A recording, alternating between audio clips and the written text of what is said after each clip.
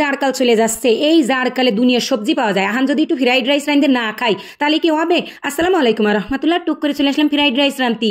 আমার এই রান্দার ভিডিও দেখলি মানুষের এত জ্বলে, কয় তোরা এত খাস, এত ডহের ডহের খাস, আমাকে একটু খাস নি। আরে তোগের করছি বাজারে তো তরি তরকারি সস্তা, এরা মেরে রাঁধতে খাইয়ে দেখ কিরামটা হে। এই যে সেই দিন কুটুম আইলো বুঝছিস, মেলা কয় পদের তরকারি ভাত তরকারি রান্ধিলাম, পোলাও ভাতও রান্ধিলাম। সে পোলাও ভাত আবার বেশি হয়ে গেছে, হানে কি আরবো? সেই পোলাও ভাত শুধু থাইয়ে গেছে, গোস্ত মাছ কিচ্ছু নেই। আহানে ওই ভাত কাটারে কি আরবো? একটু ডেকোরেশন করে খালি তো ফ্রাইড রাইস হয়ে যাচ্ছে। তাই বলে ঝপ্পাত করে একটা কড়াই আনি, ওর মধ্যে খপ্পাত করে দুটো ডিম ভাঙিয়ে দিলাম। ডিম ভাঙিয়ে একদম ঘুটানাটা কইরে এর কুচি কুচি কুচি কুচি করে ফেলালাম। সেই কুচি কুচি করা ডিমগুলোরে উঠোই এক পাত্রে ধুইয়ে আমাকে বাড়িয়ে দেন ডেলি কুটুম আসে। তা আমি কি আর কদি দেখি এই কুটুম আইসে বুঝলেই তো না পোলাও ভাত তারপরে মাছ গোস্ত সব কিছু রান্ধিছি, সেই পোলাও ভাত করা বাইসে রয়েছে। আহানে এরে ইটুসকুনি মেধা খাটাইয়ে যদি ভালো মন্দ খাওয়া যায় তাতে তোগেরও তো জলে কিসের জন্য? তা যে কথা কতিলাম, ওই যে ডিম জুরি জুরি জুরি জুরি করে উঠোই নিয়ে বাইজে উঠোই নিয়ে ওই কড়ার মধ্যে কিন্তু আরেকটু তেল দিছি, দিয়ে কড়া রসুন দিছি, দিয়ে আর পরে একটুসখানি ভাজা ভাজায় রে এক খাবলা গাজর কুচি দিলাম ডাইলে।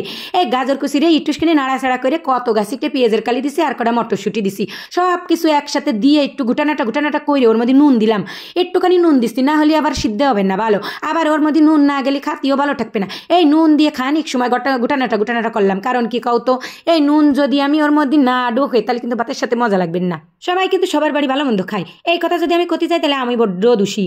এবার আমি যে সময় আনবো দোষ হয়েছে কি, আমি এখানে ভিডিও বানানো শুরু করেছি, ভিডিও বানাই মানুষ দেখে, এই হয়েছে আমার জ্বালা। কিন্তু সবাই যে চুপি রান্ধে খায়, গিরানো পাওয়া যায় না, এই কথা কেউ কবে না। অথচ আমি একটু দেখায় খাচ্ছি ওতে দোষ, সবাই খাচ্ছে কম বেশি, এতে কোনো ব্যাপার না। অথচ আমি খাতে গেলেই দোষ। কি আছে তুমি তো আমার তাদের দেখতে পাচ্ছ সবাই, তা যে কথা করতিলাম অত মানুষের সমালোচনা করা আমার ভালো ঠায় না।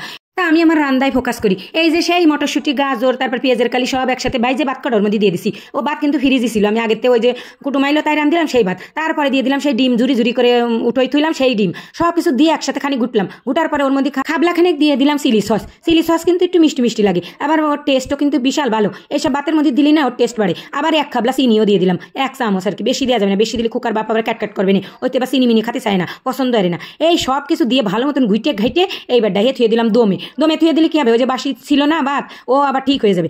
আর তারপরে এক খাবলা তেল দিয়ে ঘরে কয়টা পোল্ট্রি কুকুরের গোস্ত ছিল, ওই ছোট এরে কুচে তুইলাম রানবো বলে, সেই তাবা হারিয়ে তাই আবার ওতে কর্নফ্লাওয়ার আর তারপরে আদা রসুন যা জামা হাইয়ে খানিক সময় মেরিনেট করে থুয়ে দিলাম। ও গুড়া ডিম তোমাকে দেখাতে মনে নেই। তা যে কথা কতিলাম, এই যে গোস্ত আমি রান্দার জন্য থইলাম, তাই বা হারে আহানে বাইজে ফেলাচ্ছি। বাইজে এই গোস্ত দিয়ে ওই ফ্রাইড রাইস দেখাবো, তাহলে কি হবে কদিন একদম ভিআইপি লেভেলের বাসি ভাত খাওয়া হয়ে গেল। এই বাসি ভাত খাওয়ার টেকনিক তোমরা কি জানো? না জানলে আমার কাছে শিখে নিয়ে নি। এত ফুলা ভাত খেলাম, সেই ফ্রাইড রাইস বানাই ফেললাম। আবারই কিন্তু কড়ো ওই যে ফান্তা ভাত আছে না, ও কিন্তু মেলা পদের খাওয়া যায়। আবার কড়ো ওই যে বাসি ভাত আছে, ও কিন্তু কুমড়ো বড়ি দিয়ে তা দিয়ে কত কিছু দিয়ে খাওয়া যায়। ভিডিও বানাইছি মূলত ফ্রাইড রাইস বানাইছি বাসি ভাত দিয়ে, আবার খাওয়ার সময় দেখাচ্ছি অন্য কিছু। বাড়ি বেশি কি বোরকা ফেরে ভাত খায় মানুষ, এই কথাটা তো তোমরা কেউ ঠিক পাইলে না। আমার ভিডিওর লাস্টে কিন্তু এই চালাকিটা করেই ফেলাইছি, কারণ ভিডিও একটু করে মিনিট কম ছিল, তাই খাওয়ার ভিডিওটা ওর মধ্যে ঢুকাই দিলাম। দেখো দিয়ে এই চালাকিটা